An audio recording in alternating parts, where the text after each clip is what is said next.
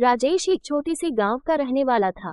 एक दिन जब वह अपने दोस्तों के साथ गांव के पास के जंगल में पिकनिक मनाने गया तो उसने जंगल के अंदर एक पुराना टूटा फूटा घर देखा। उसके दोस्तों ने उसे बताया कि वह घर बहुत सालों से खाली पड़ा है और कोई वहां नहीं जाता। लेकिन राजेश को उस घर में कुछ अलग सा महसूस हुआ, जैसे वहां कोई रहस्य छिपा हो। रात के समय राजेश का मन उस घर की ओर बार बार खींचा चला जा रहा था।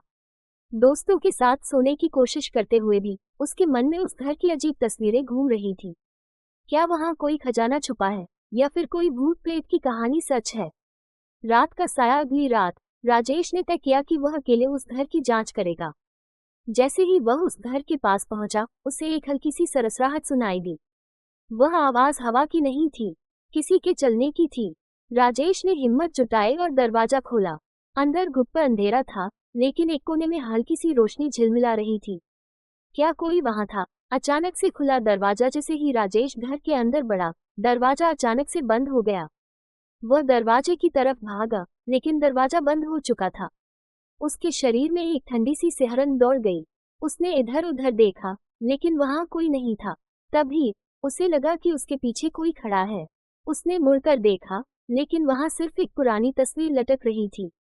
गुप्त कमरा। राजेश ने सोचा कि यह सिर्फ उसका वहम है, लेकिन तभी उसे दीवार पर एक दरार दिखाई दी। उसने दीवार को छुआ और अचानक दीवार में एक गुप्त दरवाजा खुल गया।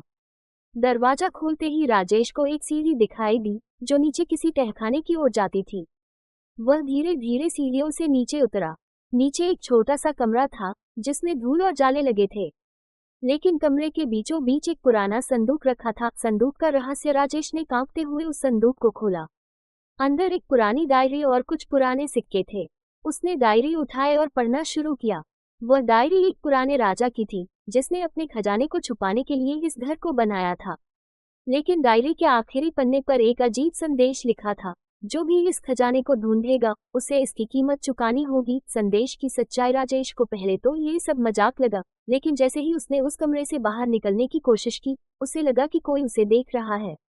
उसने पीछे मुड़कर देखा और वहां एक छाया खड़ी थी। वह छाया धीरे धीरे उसकी तरफ बढ़ने लगी। राजेश ने भागने की कोशिश की, लेकिन उसके पैर जकड़ गए। वह चीखना चाहता था, लेकिन उसकी आवाज बाहर नहीं निकल पाई। खौफनाक सच। राजेश को धीरे धीरे समझ में आने लगा कि वह घर सिर्फ एक खजाने का स्थान नहीं, बल्कि एक श्रापित जगह है। वह छाया राजा की आत्मा थी, जो अब उस खजाने की रक्षा करती है। राजेश को अब समझ आ चुका था कि वह बहुत बड़ी गलती कर चुका है, लेकिन अब बहुत देर हो चुकी थी। अगले दिन गांव के लोग उस घर के पास से गुजर रहे थे, तो उन्होंने देखा कि घर का दरवाजा खुला हुआ है, लेकिन अंदर किसी की कोई आवाज नहीं आ रही थी। जब वे अंदर गए तो उन्होंने देखा कि राजेश बेहोश पड़ा हुआ है, लेकिन जब उन्होंने उसे उठाने की कोशिश की तो उन्होंने पाया कि वह अब इस दुनिया में नहीं रहा। रहस्य अनसुलझा। गांव के लोग आज भी उस घर के बारे में बात करते हैं, लेकिन कोई भी उस घर के अंदर जाने की हिम्मत नहीं करता। राजेश का नाम उस घर के रहस्यों में खो गया। कोई नहीं जानता कि उस रात वहां क्या हुआ था, लेकिन सब जानते हैं कि वह घर अब भी रहस्यमय और खतरनाक है।